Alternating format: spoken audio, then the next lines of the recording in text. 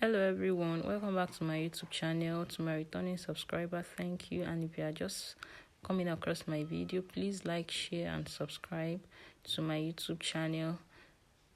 In today's tutorial, I'll be learning how to cut this kimono top with an asymmetrical hemline, and I'll be using a freehand method for this tutorial. So without wasting much of our time, let's go into the video. Firstly, we are going to be cutting the back pattern of this dress. So for this tutorial, I made use of 2.5 yards of Ankara fabric because I made it for myself and it's a plus size. So first we'll be cutting the back. I try to confirm the measurements for my back pattern. Right there, I think I have 26 inches for the length. Now, firstly, I'm taking my waist measurements. I already cut out what I need for my back. So at the upper part, I'm going to be taking my neckline measurements. I went in by 3.5 inches for the width, and I took my neckline measurements. That's my neckline measurements, and the full length. That's from the nape of my neck to my sleeve. So I'll be using the O of that. Now for my neck depth, I used 1.5 inches and I'll be connecting it back to my neck width. I'll be connecting it like that. Now the next thing now is to take my sleeve opening. So for my sleeve opening, I came down by 12 inches. I'm going to make the mark right there. Then I'll come down by 1 inch for my shoulder slope. Then I'll connect back to my neckline.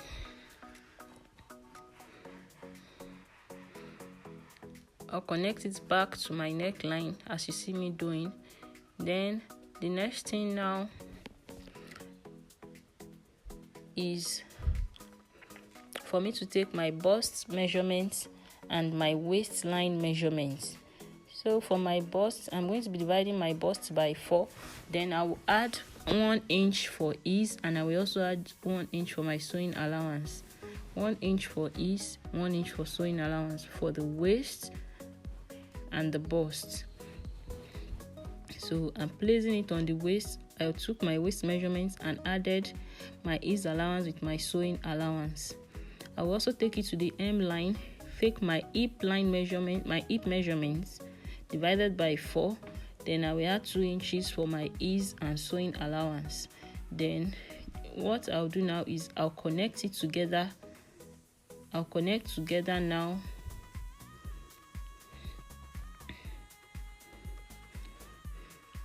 I'll connect like you see me doing, and I'll also connect my shoulder. I'll connect it right there like that to my armhole to make a curve.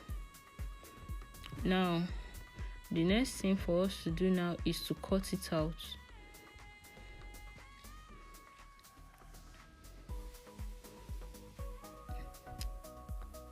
I'll come up at the hem line with 1 inch and connect back to my dress. Then I'll be cutting off that area. I'll be cutting up that area.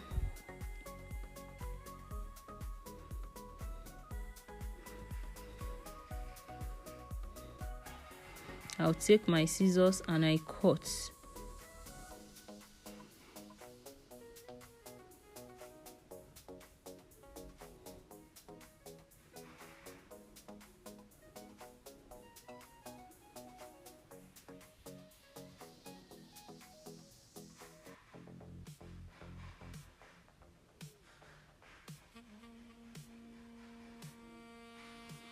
After doing this, the next thing now is to place my back on my front.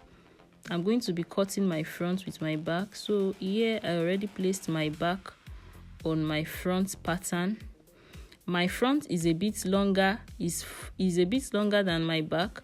It's longer and is wider than my back. At the front, it's 3 inches longer than my back at the center front, and is about 6 inches longer at the hemline. The reason is because it's an overlap kimono blouse, and the reason why it's longer at the hemline is because of the asymmetric hemline. So right there, I'm just cutting out the excess. I'm cutting off the excess, and what I have there, I think I have about 5 inches at the hemline. So I'm just trying to confirm the measurement. Now what I will do is, to get my asymmetric hem, I'm going to be connecting from the tip of my dress back to the side of my blouse. I don't know if you understand what I mean there. I connected from the center front and made like a V shape, a slant shape back to the side of my dress. So the side will be equal and the front will give us that asymmetric look.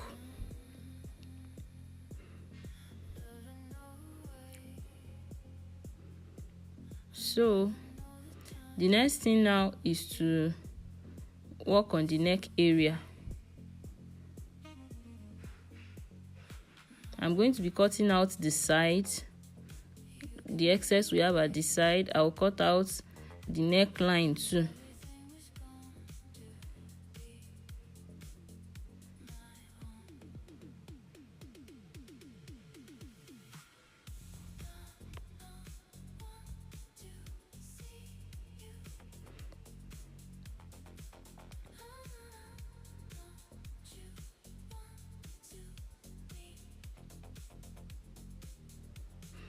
Please, if you've watched up to this point, don't forget to subscribe to my YouTube channel. Please share, like, so that this video can reach other people that might be interested in watching,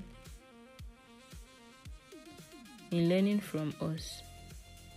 Now to cut the neckline, I'm going to cut out the exact neckline I have on the back. I'll cut it on the front before removing my back. Now I have removed my back from my front. I'm going to separate them. Now we want to work on the front. To get the V shape at the front, remember I'm going to be coming down by 7 inches. Then I'll connect to the center front. Remember, I came in at the front area by 3 inches. That's because the dress is going to overlap. It's going to overlap inside. So I came down by 7 inches. I'm going to be connecting. You can see I already make that 3-inch mark here. And I also, the 7-inch I came down by, I made the mark there. So what I'm going to be doing now is I'll be connecting from my neckline, from my neck width, straight to my center front, to the center front of my blouse. So I'm going to be connecting like that, and I'm going to be cutting it out like that. It's as simple as that. Now the next thing to do now is to cut it out. To cut out the neckline, and I'm going to cut open my front.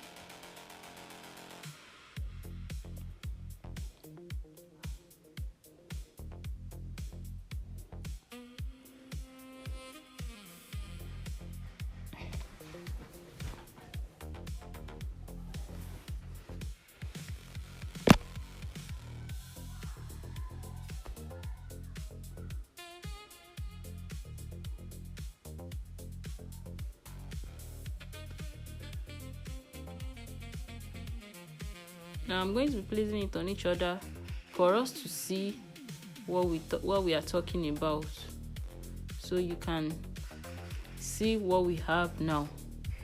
You can see what we have here now. Now we are still working on the front. We are still working on the front.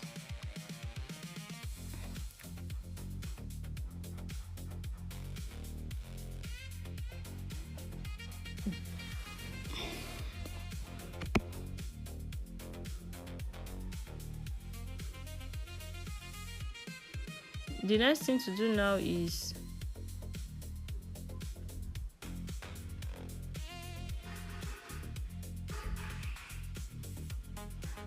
I'm going to come up at the hem line for my front. For one of the sides, I'll come up by 1 inch or 1.5, whichever way is okay. I'll come up by it and connect back to my side. I'll connect to the side like that. Then I'll cut off the excess.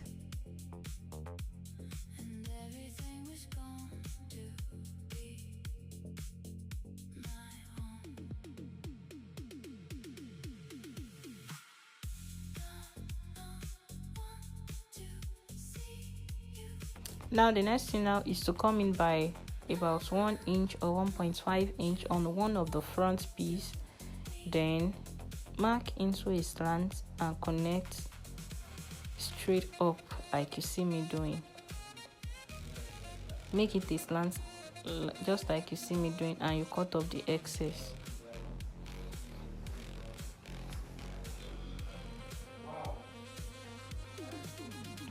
You cut off the excess like this.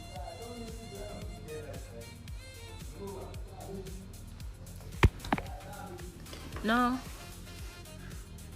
I'm placing them on each other. Now this is what we have. The next thing now is to cut the the next thing for us to do now is to cut the lining. Now we are going to be using a normal Aba lining. You can choose to use the same fabric for the lining too, but for me, I'm using the normal lining for the sake of this tutorial. So what I'll be doing now is I'll be joining Ankara to Ankara, both front and back, and I will also be joining lining to lining at the shoulder area first. I'll join it at the shoulder area first and bring it back to show us what we have.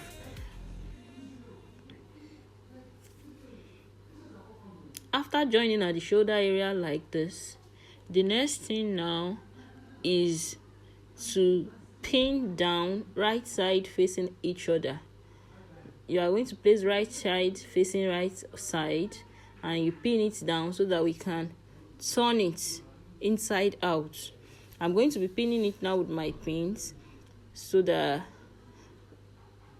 we can turn it after sewing. So I'll take it to the machine, pin it down like this, take it to the sewing machine to sew it round.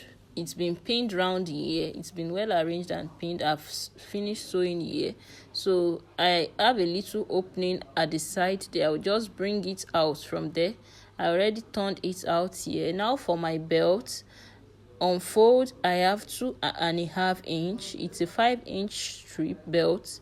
It's about 28 inches and unfold is 2.5, half inch for sewing allowance and 2 inch for the belt.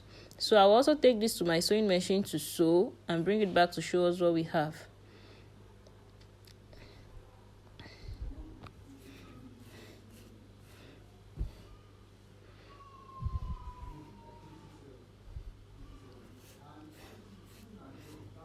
So I will fold it like you see me doing, take it to my sewing machine to sew and bring it back to show us.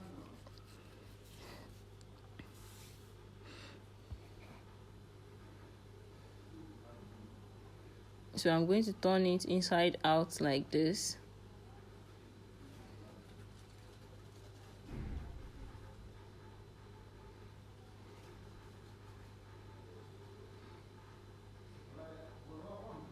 I'll take everything, both my dress and my belt, to the ironing table to iron. This is what we have. You can see how beautiful it looks. Now, to take my body's measurements, to insert my belt, I would get my waist measurements and come down by 1 inch. For example, if your waist line measurement, shoulder to waist is 16, you had 1 inch, that's 17. Then you fix your belt. You place your belt in between the fabrics. I'm only making the mark here. I'm going to place it in between my fabrics, in between my dress, and I'll pin it down and take it to the sewing machine to sew. So I'm just trying to arrange well I'll pin it down for us to see. Then I'll take it to the sewing machine to sew.